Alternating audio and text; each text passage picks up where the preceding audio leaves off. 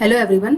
तो आज हम लोग एंशंट हिस्ट्री का लेक्चर 8 डिस्कस करने जा रहे हैं, जो कि वैदिक एज का एमसीक्यू सेट 2 है। ठीक है, तो हम आर.एस. शर्मा को कवर कर रहे हैं एमसीक्यू फॉर्म में। ठीक है, ये सेट 2 है।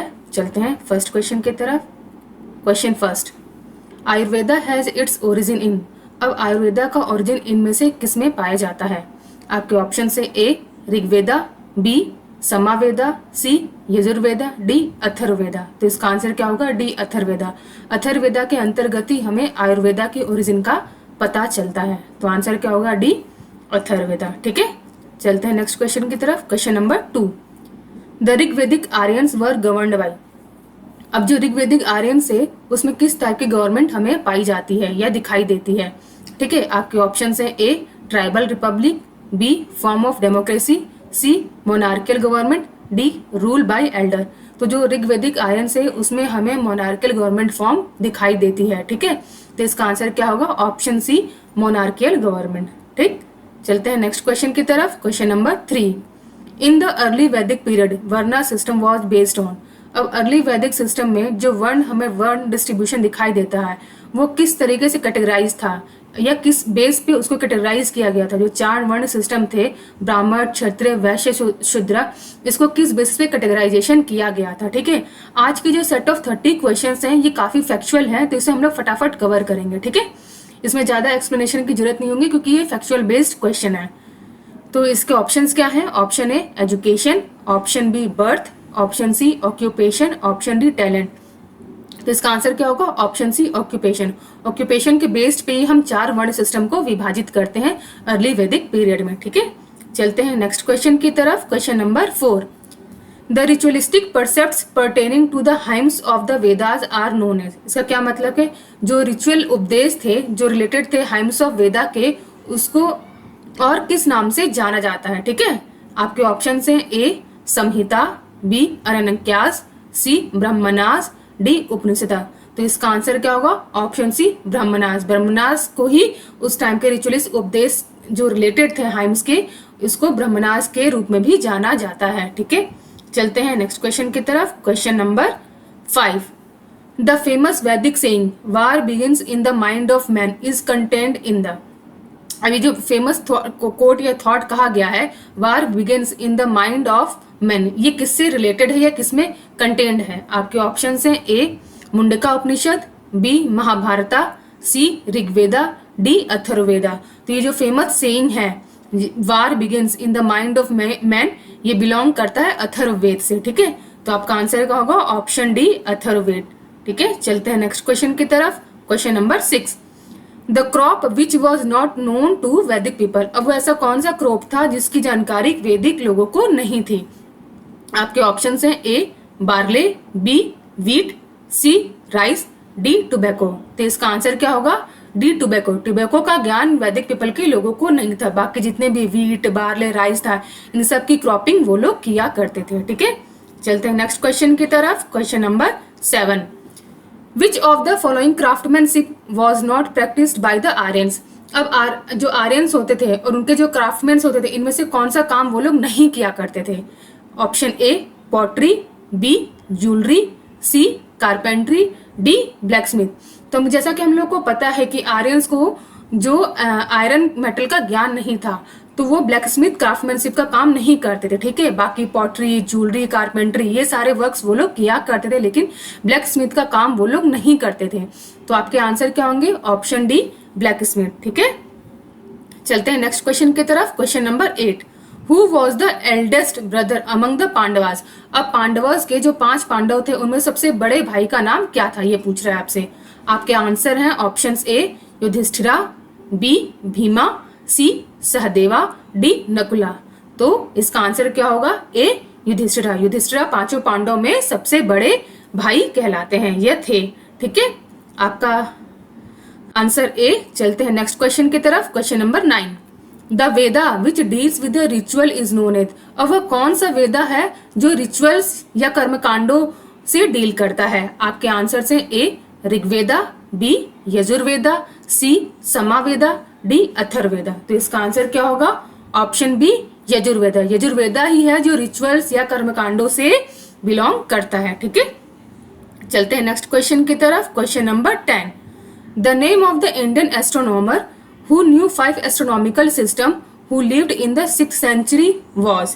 अब वो 6th सेंचुरी BC के वह कौन से एस्ट्रोनॉमर थे जिनको सारे जो 5 एस्ट्रोनॉमिकल सिस्टम थे उनको ज्ञान था, वो कौन से ऐसे एस्ट्रोनॉमर थे। ठीक है, आपके ऑप्शन हैं ए वराहमिहिरा, बी भंडारकार, सी पूज्यपदा, डी प्रसातापदा। तो इसका आंसर क्या होगा? Option A Varahamihira. वराहमिहिरा ही 6th सेंचुरी से बिलोंग करते हैं और इनको पांचों के पांचों एस्ट्रोनॉमिकल सिस्टम का ज्ञान था। ठीक है, चलते हैं नेक्स्ट क्वेश्चन की तरफ। Question number 11, who among the following was the Pioneer of yoga. अब योगा के पायनियर या प्रणेता इनमें से कौन से हैं?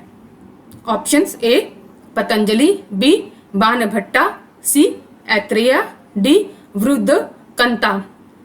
तो आप सभी को ये तो बहुत ही इजीली क्वेश्चन है और इसका आंसर सभी को पता होना चाहिए। इसका आंसर है ए Patanjali.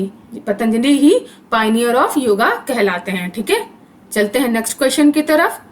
Question 12, the philosophical essence the world is but God manifest and God in my own soul may be traced to the.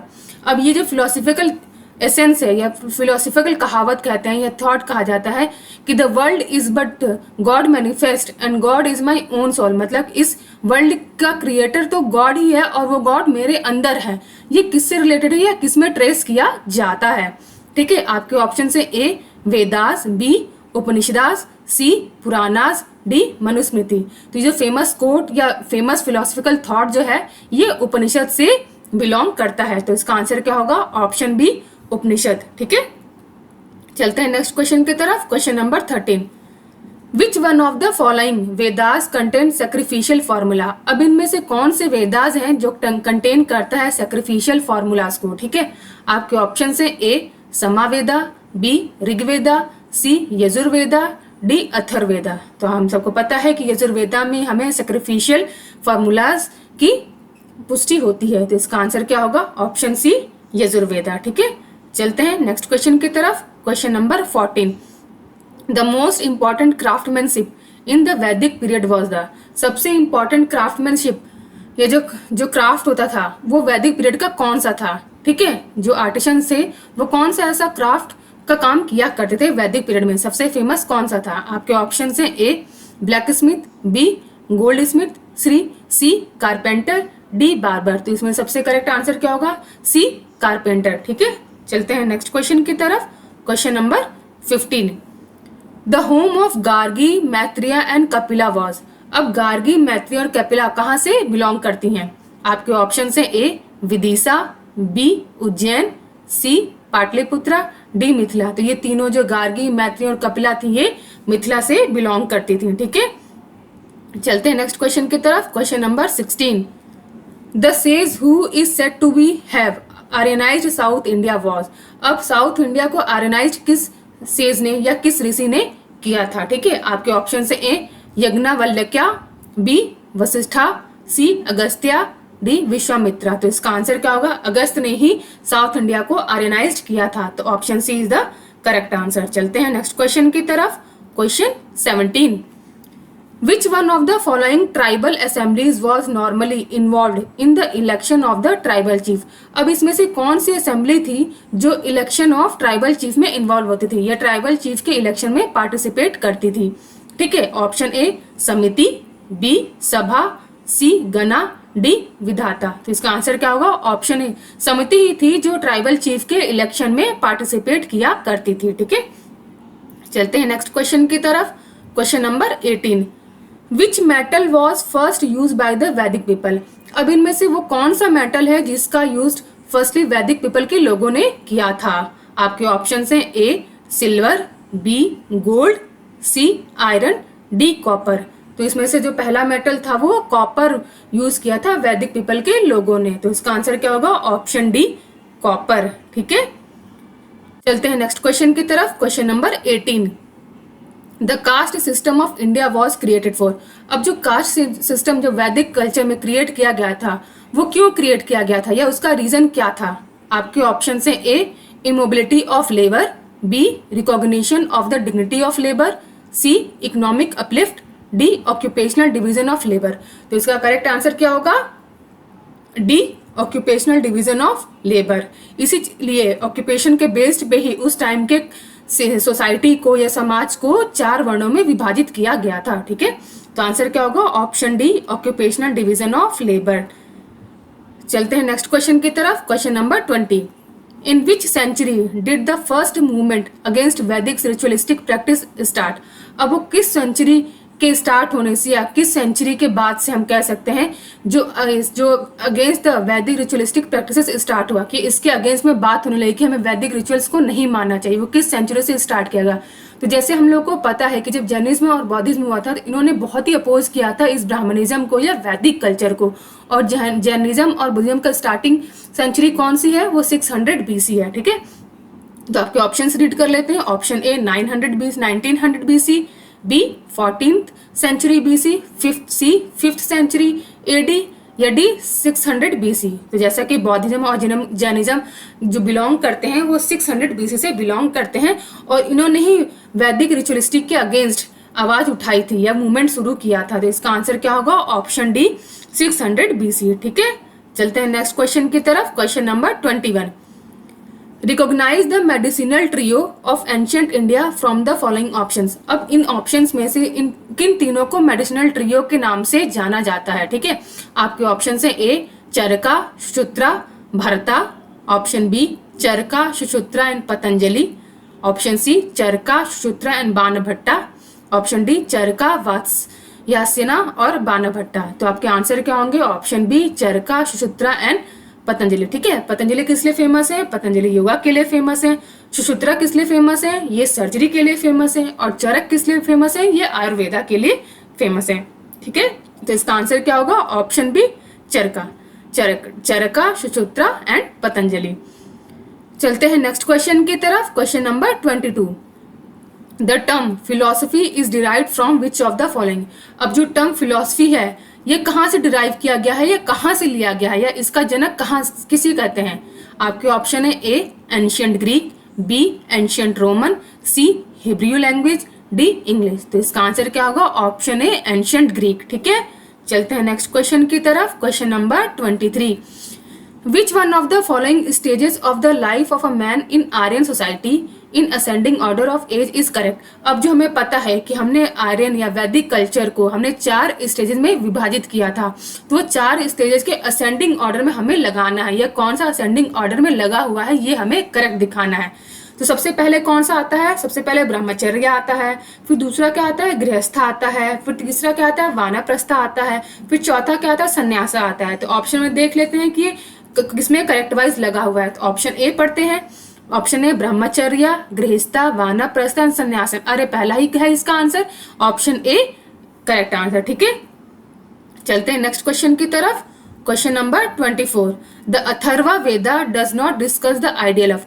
अब इनमें से जो अथर्व वेद वो इसमें से किसके बारे में डिस्कशन नहीं करता है? ठीक है, आपके ऑप्शन हैं ए कर्मा, बी जनाना, सी उपासना, डी मोक्षा। तो आपके आंसर क्या होगा? Option D moksha. मोक्ष से जो क्या है वो अथर्ववेद से रिलेटेड नहीं है या मोक्ष के बारे में कोई भी डिस्कशन अथर्ववेदा में नहीं किया गया है। ठीक है, चलते हैं नेक्स्ट क्वेश्चन की तरफ। Question number 25। Which of the following was the god of animal during the later Vedic period. अब इनमें से किसको हम लेटर वैदिक पीरियड में गॉड ऑफ एनिमल के नाम से जानते हैं? आपके ऑप्शन है A Indra, B Rudra, C Vishnu, D Prajapati. तो इसका आंसर क्या होगा? Option B Rudra. रुद्रा ही है जो लेटर वैदिक पीरियड में गॉड ऑफ एनिमल के नाम से जाने जाते थे। ठीक है, चलते हैं नेक्स्ट क्वेश्चन की तरफ। Question number 26। Which of the following gods lost his importance as the first deity during the later Vedic period? अब लेटर वैदिक पीरियड में कौन से ऐसे भगवान थे जिन्होंने अपनी इंपॉर्टेंस खो दी है, जिनकी इंपॉर्टेंस कम हो गई थी? ठीक है, आपके ऑप्शन है ए वरुणा, बी अग्नि, सी विष्णु, डी रुद्रा। तो इसका आंसर क्या होगा? Option A Varuna. वरुणा ही ऐसे थे जिन्होंने अपनी ग्लोरी या अपनी इंपॉर्टेंस को लेटर वैदिक पीरियड में कम कर दिया था। ठीक है, या उनकी इंपॉर्टेंस कम हो गई थी। चलते हैं नेक्स्ट क्वेश्चन की तरफ। Question number 27। The Upanishad are a series of book devoted to. अब जो उपनिषद हैं ये किससे बिलोंग करते हैं या किससे डिवोटेड हैं? ठीक है, आपके आंसर हैं ए योगा, बी सोशल लॉ, सी रिलीजियस रिचुअल, डी फिलोसफी। तो जो उपनिषद हैं ये बेसिकली फिलोसफी से बिलोंग करते हैं या इसके लिए डिवोटेड हैं, ठीक है। आंसर क्या होगा? Option D philosophy. चलते हैं नेक्स्ट क्वेश्चन की तरफ। Question number 28, the staple food of the वैदिक आर्यन वॉज। जो वैदिक आर्यन थे उनका सबसे महत्वपूर्ण भोजन कौन सा था? कौन सा स्टेपल फूड वो लोग यूज करते थे, ठीक है। आपके ऑप्शन है A barley and rice, B milk and its product, C rice and pulses, D vegetable and fruits. तो इसका आंसर क्या होगा? B milk and its product, ठीक है। Option B is the correct answer.